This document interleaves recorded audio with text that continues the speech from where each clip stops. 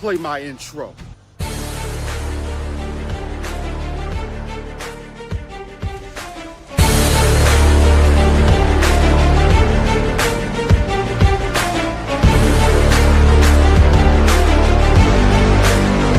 Now it's time for the Robb Johnson Sports Show, presented by Robb Johnson Media and the Legacy Maker Sports Network.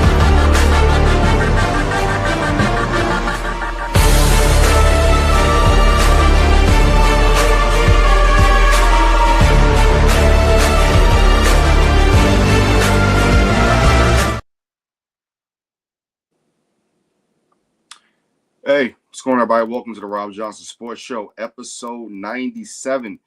I was supposed to be with you guys this morning, but as you know, I live a crazy, crazy life. So sometimes I am not able to come to you at the times I said I was.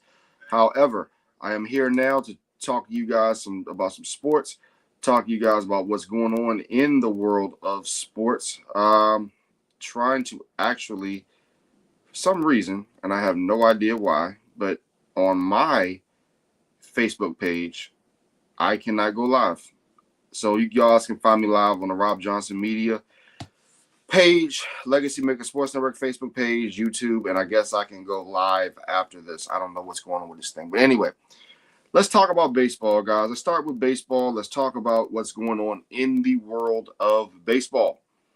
Today so far, we have no games that have been played, but let's go to yesterday. Let's go to the weekend, and let's talk about what happened. So you got the Yankees, who beat the Braves 4-2. The Blue Jays, who stay on top of the AL East, 8-6 over the Giants in a really good series. Orioles beat the Rays. The Rays continue to slide. The Padres beat the Nationals.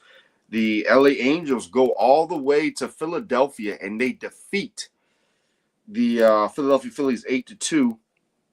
The White Sox beat the Pirates 7-2. Guardians beat the Athletics 8-2.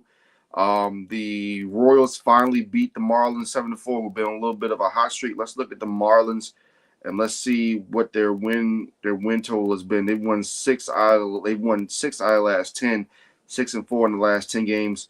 They lost yesterday, of course, to the Kansas City Royals. The Cincinnati Reds lost to the New York Mets by a score of 3-2. They have also won 6 out of their last 10 games. The Mets have actually lost 4 of their last 10, but they are in their second in the NL East as they continue to battle out with the Philadelphia Phillies. The Minnesota Twins 7-1 over the lonely Colorado Rockies. The Milwaukee Brewers go to LA and sweep the Los Angeles Dodgers. They have won 10 straight, but they are still second in the NL Central behind the Chicago Cubs, despite winning 10 straight. The Houston Astros absolutely destroyed. We'll get to this game before the Diamondbacks beat the Cardinals 5-3. The Houston Astros defeat the Seattle Mariners 11-3, absolutely dismantling them in this AL West contest. The Mariners had won the previous 2 games, 6-1, 7-6. So the Mariners do win the series, but the Astros win the war. And the Tigers 2-1 over the Texas Rangers. The Detroit Tigers become the first team in Major League Baseball to get to 60 wins. Again, the Detroit Tigers become the first team to get to 60 wins in Major League Baseball. Let's go to the standings as we may here. The Blue Jays lead the Yankees by 3 games. The Tigers lead the Guardians by a whopping 11 games. They're not going to catch them unless the miracle happens. The Astros lead the Mariners by 4 games. The Mariners were able to make some headway. However, because of that loss yesterday, it still sits at 4 games. The Phillies and Mets, one of the better races in actually pretty much the whole National League, if you think about it. The Phillies are up only a half game on the Mets right now. The Chicago Cubs are tied with the Milwaukee Brewers after Milwaukee Brewers won 10 straight. That lets you know, guys, if you can win 10 straight games, if you can go on some type of winning streak, then you have an opportunity to get back into your race. The Cubs, even though they've won 6 out of the last 10, the Milwaukee Brewers are hot right now. The LA Dodgers, despite losing 8 out of their last 10, they are still 3 games up on 3.5 games up on the Padres. The Giants are 6 back. We're still waiting to see the Giants make their move. We'll probably see them make their move here soon, but we'll see what happens. Now, one of the bigger things I want to talk about today, guys, real quick, is when you look at the Atlanta Braves, they need change. The Atlanta Braves need change at the manager spot.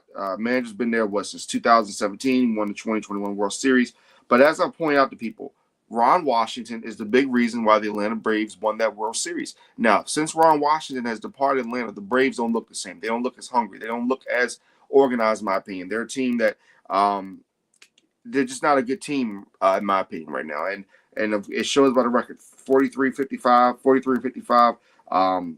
They've lost players, etc. So I think there's change that's needed in Atlanta. The next thing I want to say is the Pittsburgh Pirates. You got a guy like Paul Skeens. He's in your system. He's a great pitcher. He's under 500 because every time he pitches well, you guys can't score runs. What is Pittsburgh going to do in the offseason? What is Pittsburgh going to do? A team that has lost 9 of its last 10. Let me repeat that. A team that has lost 9 of its last 10 games. It's rough. It's rough. As we go to the wild card standings again here, your 3 wild card teams. You have the Brewers, the Mets, and the Padres. The Reds are 2.5 games back. The Giants are 2.5 back, and the Cardinals are 3.5 back. While you have at the bottom the Pirates, who are 15.5 back, and the Rockies are 30 games back. Both teams need a reset big time. We go to the AL, Yankees, Mariners, Red Sox. The teams that trail them are the Tampa Bay Rays, who are still hanging on by a thread. The Texas Rangers are now 3.5 games back, and the LA Angels, who are 4 games back. The LA Angels have been playing better baseball. The problem with the LA Angels is that they cannot be consistent enough for us to trust them to get into the playoffs.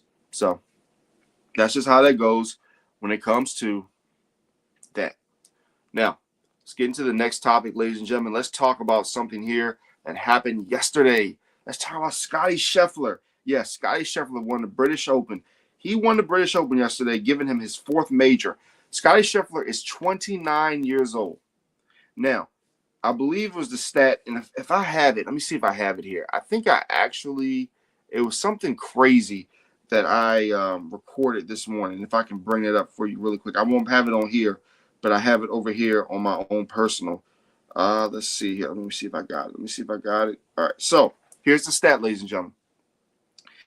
Days between first and fourth major wins. Scottie Scheffler, 1,197 days. Tiger Woods, 1,197 days. Listen, folks, as we get closer here, as things continue to get heated when it comes to Scottie Scheffler, yes, he is the most dominant golfer in professional golf right now, the best golfer. So when you look at his game, you look at the comparison with Tiger Woods, the only thing that's missing is Scottie Scheffler doesn't have the personality that a Tiger Woods has. He doesn't have the pizzazz that a Tiger Woods has. But besides all that, he has the game. This is a guy I think that we can definitely get behind. This is a guy that I think that we can definitely, give our attention to because he is such a great golfer at the end of the day. Personality, important, especially in this day and time with social media, etc. But if you look at what he did yesterday, 17 under par. He won by 4 strokes. And I believe that this is, I don't know how many events he's won by at least 3 or 4 strokes. But he continues to dominate. Roy McIlroy said, he's probably one of the. I'm not quoting him verbatim, but I'm paraphrasing that he's one of the best in the game right now, and that's just true. Tiger Woods has his majors. I believe Tiger's at 14, 15 majors, 3 behind Jack Nicklaus. The likelihood of him getting that is it's gonna be very, very hard, especially with Tiger's injuries and all that, and especially his age. But that's still a great feat. But you look at Scottie Scheffler, man, if he continues to do this at the age of 29, he can stay healthy. That's the key. You got to stay healthy, and you got to make sure your body's right. Then I believe Scottie Scheffler could be the next great player here in the PGA Golf and could rise even higher to be one of those people that we recognize as one of the great athletes in American society. Now, going to the WNBA, let's talk about this. I know you guys want to talk about it. We'll talk about it. Pay us what you owe us. As we see, Caitlin Clark, who wasn't even on the court, wasn't a three-point contest, wasn't in nothing. So let's get to this whole pay us what you owe us. So, ladies and gentlemen, we got to be real here, okay? Some people may like it, some people may not like it. And I'm a WNBA fan. I love the WNBA. But here's the problem, folks. Since 1997, in the year that they started the WNBA, do you know that the WNBA has never, ever turned a profit? They've never turned a profit. Now, thing is, and people have pointed this out, the new TV deal, their last TV deal was trash. We can say that. So let me read this for you. Guys. The WNBA has not consistently generated a profit since its inception in 1997. While the league has significant revenue growth in recent years, with revenues doubling from $102 million in 2019 to $200 million in 2023, it still relies on subsidies from the NBA and operates in the red, meaning it has not yet achieved profitability. The WNBA's revenue increased substantially, and particularly in the last few years, from 102 in 2019 to estimated 100 to 200 million range in 2023. Folks, here's the future outlook. Let's look at this. While the WNBA is experiencing a surge in popularity and increased media attention, particularly with the arrival of stars like Caitlin Clark, they don't mention anybody else. They just mention Caitlin Clark. That's the problem right there. The league's path to profitability remains unclear. The upcoming increase in media rights revenue is expected to significantly impact the league's financial standing, potentially moving it closer to profitability, but it's still an ongoing process, which means they don't know. The WNBA was expected to lose $50 million last year in 2024. Ladies and gentlemen, if you do not pull a profit, your business will fail. That's with any business, no matter what kind of assets you have. It doesn't matter what kind of credit lines you have. It doesn't matter any of that stuff. If you do not turn a profit, eventually it's going to be an issue. The WNBA, and I've been watching, like I said, since '97. I personally think the brand is good now. I think the brand was better back then. You look at the Cynthia Coopers, the Lisa Leslies. Look at some of the great players they used to have in this league. A lot of things weren't political. I don't mean to say that you shouldn't voice what you feel, but a lot of things back then were a lot different when it came to WNBA. It was more about the game. And if people talk about how it just became popular, go back and look at some of the commercials. I mean, you had with the women back then, and I think it was 95, 96 who were on Martin. They were on the Martin show. They were the ladies' version of Dream Team, Dawn Staley and the crew like that. They were on TV. They were popular. These women were popular back then. So please don't tell me that the WNBA just got popular. I think the league was more popular back then than it really is now. Because you got Caitlin Clark, yes, but that's just Caitlin Clark. You got Asia Wilson, you got Angel Reese, you got a lot of great players, but they're just trying to make it seem that it's just a Caitlin Clark thing, and it's not. And Caitlin Clark has to start winning playoff games. Let's be real here. Caitlin Clark has never won a championship at any level. Maybe she won in high school. I don't know. But when it comes to college pro, she's never even won a playoff game. So it starts with her winning playoff games if you really want to have her be the face of the league, which she's not the face of the league right now. The other thing is the NBA annually, I believe, something that gives them about, $10 million plus? It may be more than that. And then you're talking about, people don't understand, travel, business, everything that goes along with this, hotel stays, you want the private jets, all that costs. It's a business, folks. And we've seen big-time businesses in America, especially now, in this economy we're in, go under because they don't have the funds, or they have to file for Chapter 11, Chapter 13, bankruptcy, things like that. And you even look at a business like the NFL, they make money hand over fist, and they barely want to pay their players. Yes, some players make good money. A lot of players have to scratch and claw just to get paid. And yes, it's millions of dollars, but that's a different sport. That's the NFL. This is WNBA. You have to look at the numbers. You have to look at how things are generated. You have to look at the TV ratings. The WNBA, I believe, used to do a better job in having their games finish before the football season. When you have your WNBA finals on the middle of a Sunday afternoon going against the NFL, it is going to fail every single time. I also like how they did it back then with NBC, where the WNBA finals was on NBC, and how they ended things quickly in August, and just the way things were done back then. But with ESPN now and all this stuff, it's not the same for me. And for me, if it, you had, like I said again, you had such great players back then. If they weren't turning a profit then, I don't know how they're going to turn a profit now. Especially if you look at 1997. Just look at cost. Look at cost in 1997. Look at cost to now. Things are so much more expensive. It's big time. So much big time to run a business. You have to be generating profit. Basically, bottom line, generate a profit, WNBA, and you'll get what you deserve. Nobody is owed anything. I don't care if you're a man, woman. I don't care if your father, your mother owns a big time business. If they're this, that, nobody is owed anything. Okay? Nobody's owed anything. And let's be honest here, folks. A lot of men do support the WNBA. Despite what you see on the comments, a lot of dudes support the WNBA. But it goes beyond the WNBA, folks, especially you women out there. Make sure you support WNBA. Make sure you're supporting women's football, by the way. That is, yes, women's football is a thing. It's not lingerie. It's actually a thing where women tackle and play football. How about support that? Why doesn't the NFL get behind that? The NBA gets behind WNBA. That's one of my criticisms of the NFL. Get behind some of these women football leagues.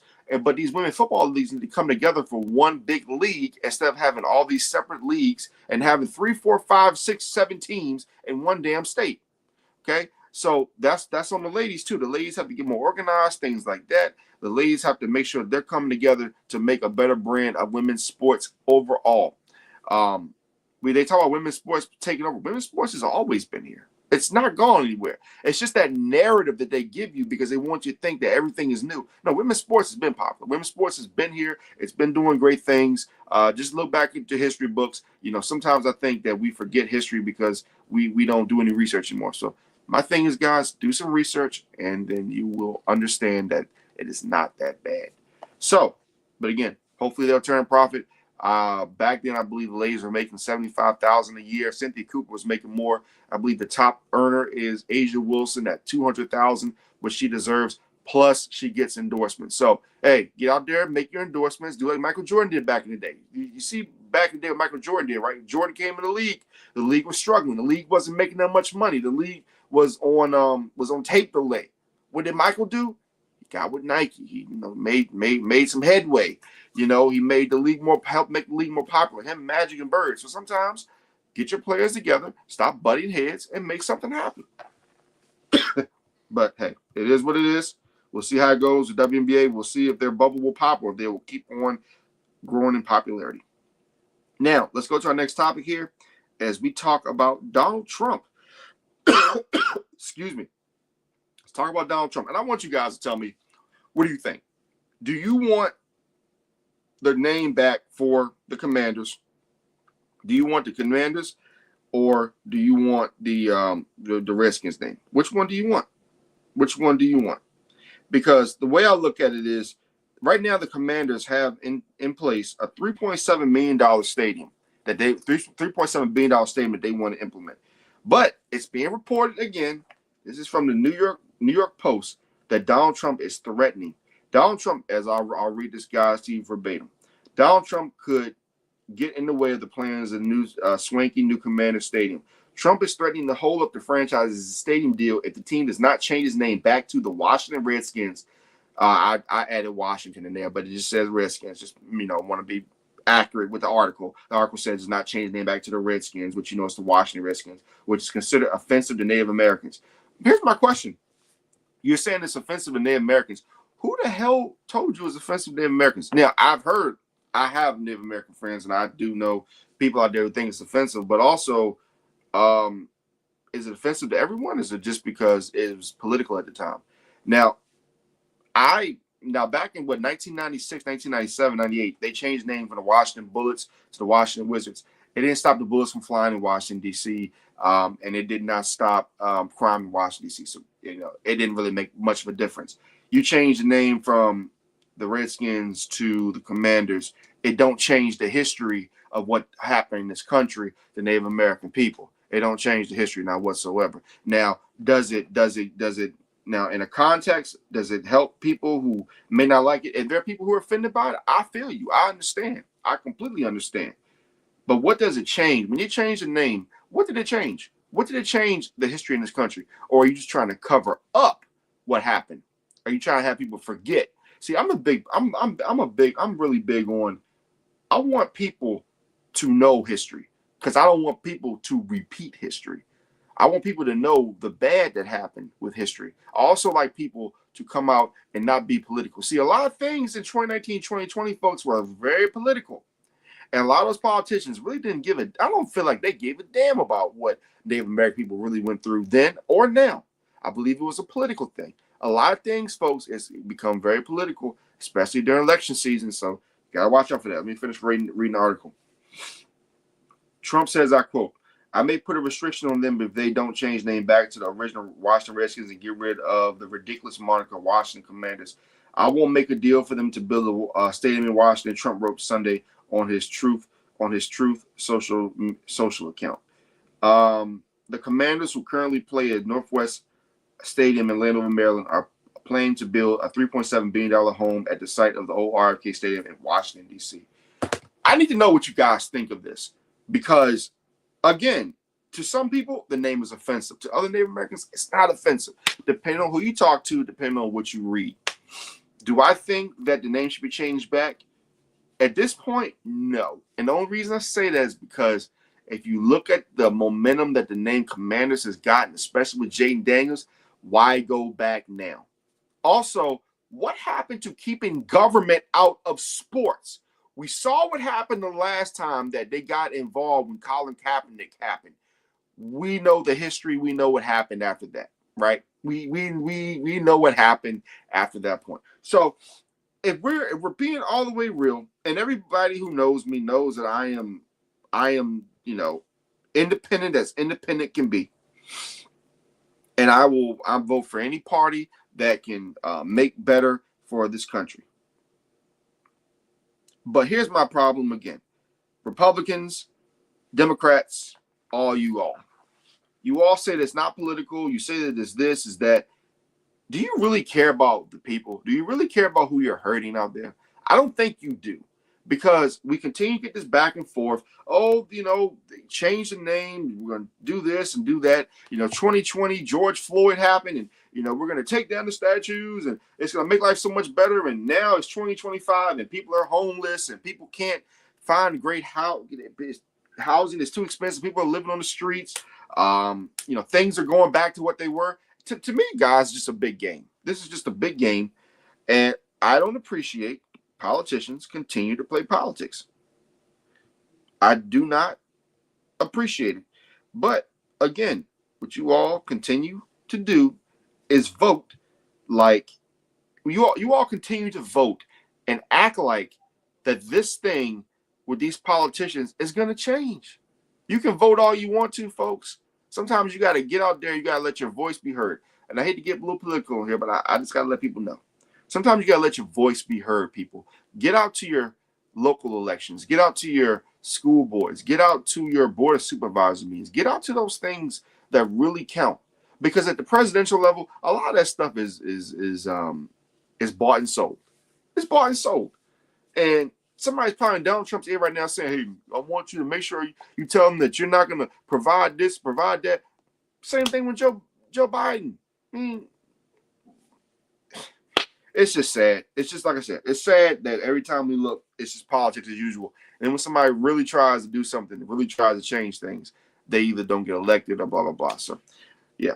Anyway, again, hopefully they come to a resolution. We need to come to a resolution when it comes to the Washington Commanders, because I think the name at this point is appropriate only because of the momentum the team has. I believe if you change the name back, maybe you could change, maybe things, the momentum changes, etc.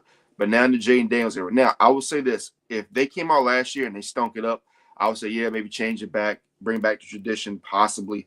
But now, at this point, just keep it the way it is. The Commanders is a name. You don't have to change it. Keep it how it is. Next, folks, let's talk about college football. Now, before I get into the topic of college football, we're going to go a variety of different things. First, we're getting closer, guys. We're getting very, very close to August 23rd, which is opening day, basically, for college football. I'm going to run down some of the games for you that we're going to see. First, on Saturday, August 23rd, we got, I'm not going to give you all the games, just some of the games that are like maybe a little marquee. We got Iowa State against Kansas State. Fresno against Kansas. I could very well see Fresno going to Kansas and winning that game. Thursday, August the 28th, we got let's see here. Let's see some of the marquee games we got here. Man, not a lot of marquee games here. Trying to find one for you guys that at least will pique your attention. Not really too many games. Well, we do have Nebraska against Cincinnati. That is the one game we have Friday, August the 29th. We got Western Michigan against Michigan State. Who else do we have here? Auburn at Baylor on that Friday, August the 29th. You also got Georgia Tech at Colorado. Marquee game, Coach Prime against the Yellow Jackets. Saturday, August the 30th. Should be a good game. Should be a good day of football. We got Mississippi State against Southern Mississippi, Syracuse, Tennessee, of course, Texas and Ohio State, which I will get to Ohio State in 1 second. Let's get to some of the other games here. Let's go down the list. Got a lot of cupcake games, but we should have some decent games. We got Alabama against Florida State. We got Marshall at Georgia. We'll see how that goes. Georgia's usually really, really tough at home. Marshall is a little pesky when it comes to their road games, but they won't win that game. We got Coastal Carolina at UVA. I believe our guy Darrell Owens will be at that game. Good luck to them in that one. UVA is, of course, got University of Mexico at Michigan. Not really too many games that are flashing off the meter right now. You got Utah at UCLA. That is a Fox game. That's a night game. Colorado State at Washington. Not really too much. And then on Sunday, August 31st, you got a doubleheader. Now, this is going to be fun, folks. Virginia Tech at South Carolina at 3 o'clock on ESPN. And then at 7:30 p.m., you got Notre Dame against the University of Miami. So you have basically South Carolina, who Coach Beamer against the Virginia Tech Hokies there, and it's going to be in South Carolina. Now, South Carolina is going to be one of those teams in 2025 that you're going to have to watch. Their quarterback has definitely an opportunity to become a Heisman Trophy winner.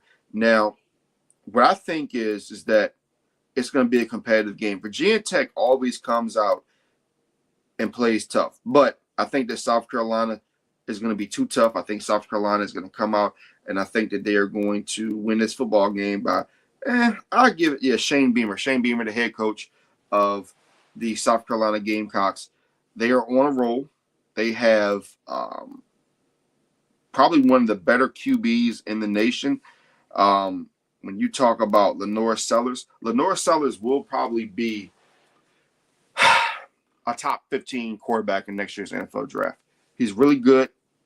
I'm a fan of his, but he's not my number one. And you look at he's not my number one Heisman candidate, not at all, as far as quarterbacks. But you look at the Miami Notre Dame game. That's going to be a great game between those two teams. I think that Miami ends up winning that game. Well, no, I'm actually right now I'm leaning Notre Dame because I don't know what Miami's secondary is going to look like. I don't know what Miami's offense is going to look like. I don't know what the Miami Hurricanes is going to look like, period, right now. So I really got to just give it to Notre Dame. Right now, I'm picking Notre Dame. I hate to do it, but it is what it is. Because right now, I don't know what Miami's going to look like. So it just is what it is, folks. So let's go to our non-quarterbacks who can possibly win the Heisman Trophy. I'll give you my quarterback picks here soon. But first, big number one, Jeremiah Smith, Ohio State. 75 catches, off the top of my head, 75 catches, 1,315 yards, 15 touchdowns as a freshman. Let me repeat that. 75 catches, 1,315 yards, and 15 touchdowns as a freshman. This guy, Jeremiah Smith, is the truth. He would have probably been the number one overall pick last year if he had came out. Probably number one, number two overall pick at wide receiver. Ryan Williams, another great player.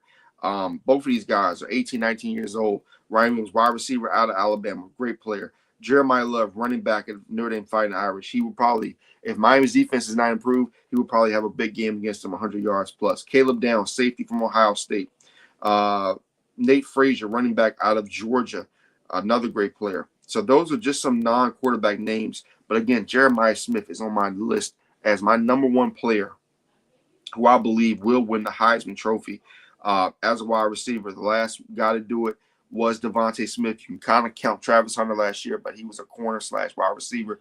But you can look at his cornerback stats and pretty much see that he is one of those guys that, changed the game and things like that. So, ladies and gentlemen, let's go to my MVP picks. It's going to be really quick. And my MVP picks a lot of times are predicated on who I feel has to play best for their team to be successful. Now, I'm just going to warn you guys now, Jalen Hurts is not on my list. Why? Because I believe even if he plays average, they don't need him to play great. They need Saquon Barkley to be great. They need the defense to be great.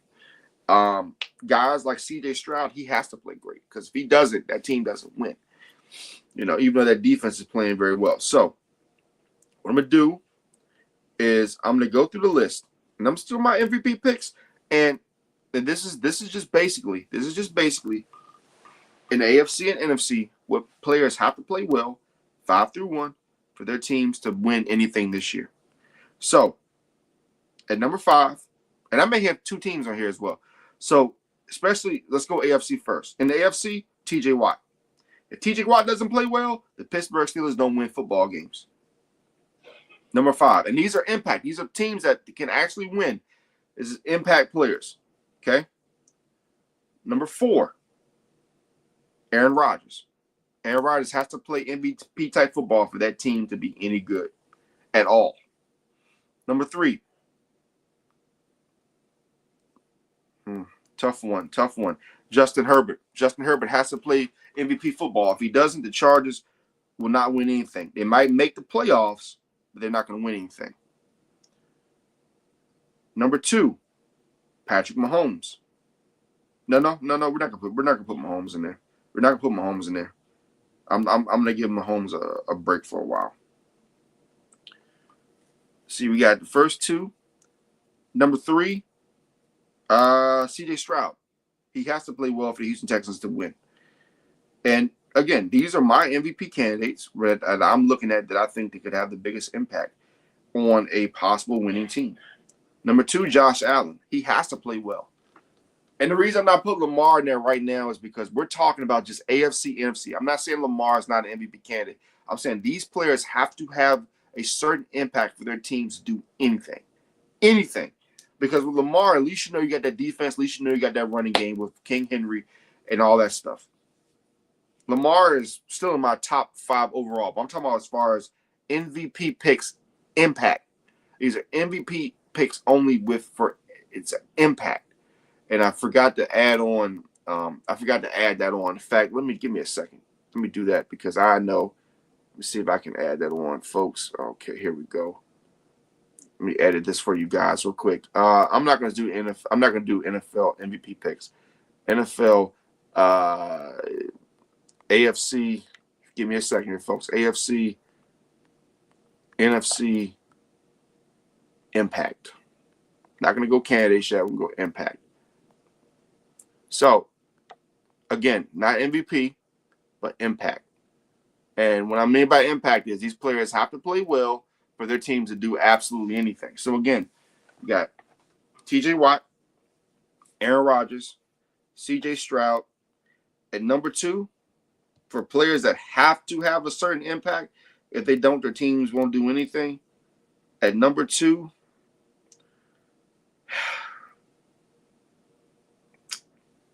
see here. I'm not gonna go Joe Burrow. I'm not. At number 2, we'll have to go Patrick Mahomes. Number 2, we do, because without him at that quarterback position, they're pretty much nothing. But at number 1, and this may surprise some people, Bo Nix.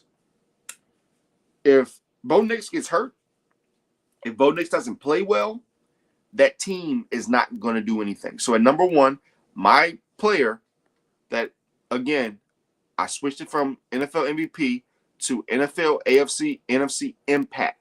So it's an impact. You have to have a certain impact on your team to be on this list. That's the AFC. I have Bo Nix number 1. He has to have that impact. If not, then that team is going to fail. That team is going to fail. And that's just the bottom line. That's how good the Broncos are. That's how good the Broncos are. Let's go to the NFC. Again, hard list because a lot of these guys are, again, you don't have Lamar on the list because he's, we know his impact already, but you have to have a certain impact. If, like, again, the Ravens, Lamar can have a bad game. And if Lamar has a bad, decent game in the regular season, Derrick Henry's going to take over. That defense is going to take over. Lamar could be average. These people cannot be average. These people cannot be average. And number 5, guys that have to have a big-time impact on their team. Not MVP candidates, but impact. Bijan Robinson, number 5 for the Falcons. If they want to go anywhere, he has to have an impact. Bryce Young. Bryce Young coming into year 3? He has to have that certain impact if Carolina wants to take that next step. Number 3, Jordan Love. And I hate to do it, but Jordan Love, without Jordan Love, the Packers are not a good football team, and he has that certain impact that they need. Number 2, and these are teams, again, who I think that can do something this year. Number two. This is difficult. This is very difficult. Kyler Murray. If Kyler Murray's not in there, he's not playing well, and you have to go to your backup quarterbacks, the Cardinals aren't going anywhere. Not at all. And number 1, Jaden Daniels. And I think that this is an easy one for me. And again, you could look at Saquon Barkley. You could look at A.J. Brown. You could look at the whole Eagles team. The Eagles are such a well-oiled machine that if somebody has a down day, somebody else will pick it up. If Jaden Daniels has a bad day, guess what happens to the Commanders? If, these other guys I talked about, Jordan Love, if he has a down day, the Packers are going to stink it up. Matthew Stafford, we've seen it. If Matthew Stafford has a down day, that defense will pick him up. That running game will pick him up. So as far as, again, impact, those are players I'm looking at as far as my impact. The MVP discussion, folks, is so hard right now that I can't give you an MVP. It's so many candidates. I'm going to have to go 10 through 1. My next show, episode 98, I promise I'll give you a 10 through 1. It's too difficult right now. I can't give you one. I just can't do it. All I can do is give you impact. I can't give you an MVP right now. It is too difficult. It's very hard to give you an MVP candidate right now. It's so many players. But I will say this. Jaden Daniels is right there near the top. Because without him, the Commanders do not win a damn thing. But with him, they are a possible NFC championship contender and possible Super Bowl contender. So, yeah. So, let's go to our next segment. One of the segments that people kind of like a little bit is called Shut the Hell Up. If I can find it. Here we go. I need you to shut the hell up for the immediate future. Oh, man. Who do I want to tell shut the hell up today to? Oh, man. I don't know. I kind of don't want to tell nobody shut the hell up today. I really don't. Kind of what I want to do today is I kind of want to come into this and I want to be a little serious. I want to be serious here. I don't want to tell anybody shut the hell up. I want everybody to open their ears up and listen. So I want to show everybody something that happened yesterday in the world of sports. So check this out. Let's see if I get the right one. So breaking. This was from yesterday. Ole Miss freshman defensive end Corey Adams passed away after being shot Saturday night in Cordova, Tennessee. Adams, a top player on the Edna Carr High School football team that won a state championship last season, was found by deputies in a vehicle after a shooting that took place at around 10:14 p.m. outside a residence in Cordova, Tennessee. The deputies attempted life-saving measures. The report said we are devastated to learn that Corey Adams, a freshman on the team, passed away last night in Cordova, Tennessee. While our program is trying to cope with the tragic loss, our thoughts are with his loved ones during this incredibly difficult time, Ole Miss said in a statement. Adams, 18, was twice selected by the Louisiana State Writers Association to a Class 5A All-State team, also selecting him to a 5A Defensive Player of the Year in 2024 Catholic League Coaches selected him as the All-District Defensive MVP last year. 18 years old, another brother gone. We gotta make a decision. Do we want to stop? Do we want to stop shooting, or do we want to have? Do we want to stop shooting? Do we want to have the peace? 18 years old is far, far too young to go. I don't know the details. Sometimes these things are bigger, more impactful than we know. Sometimes people are involved with things that we don't know. But I am so sick and tired of people dying. I'm so sick and tired of people. And this kind of goes into my tell the world how I feel.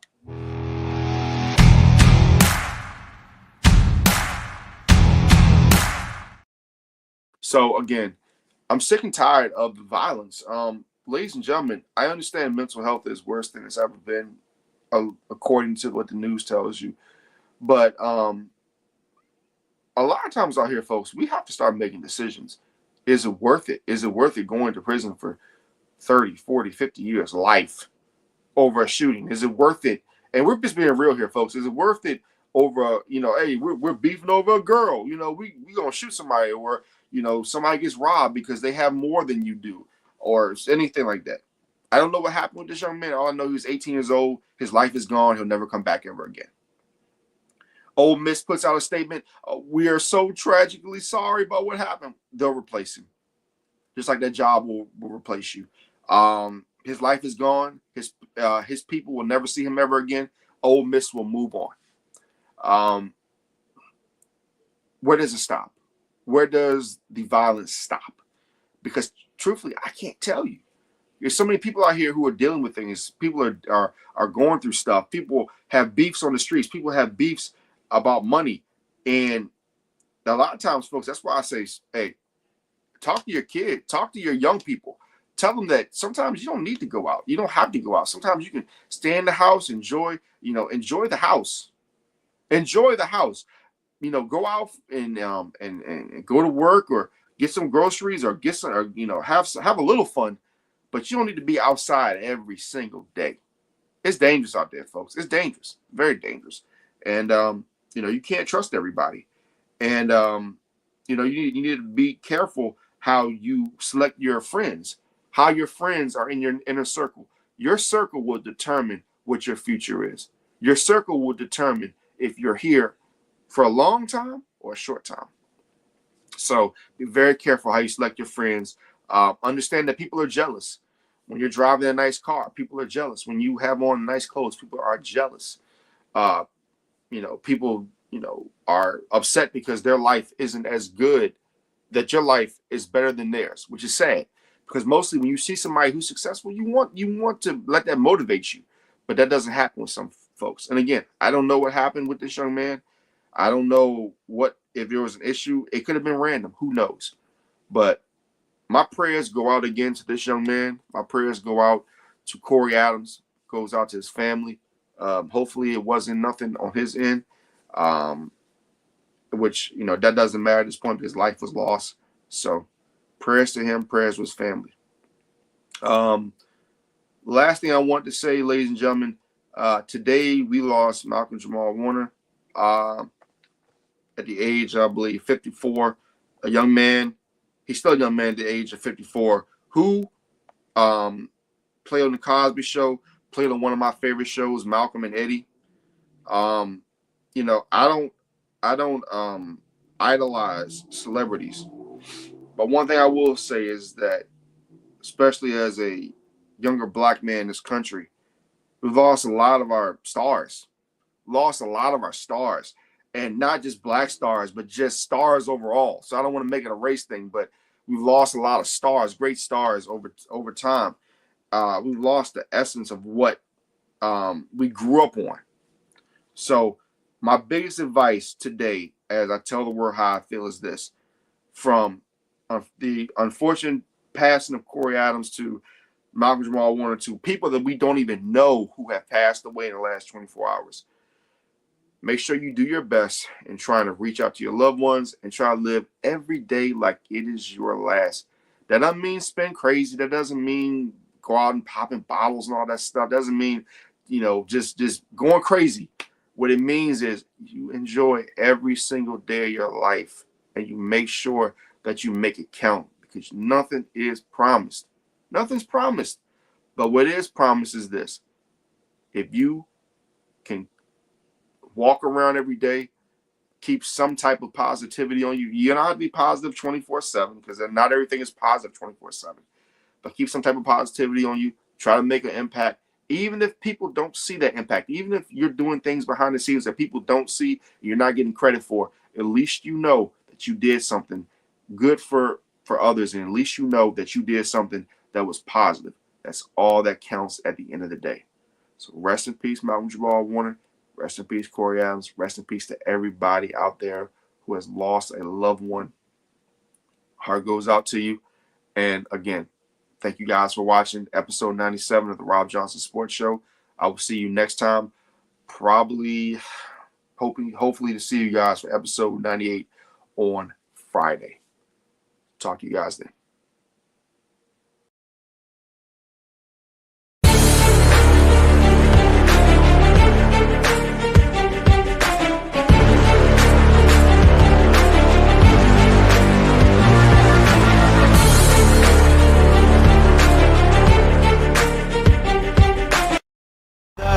It's caught in the crossfire.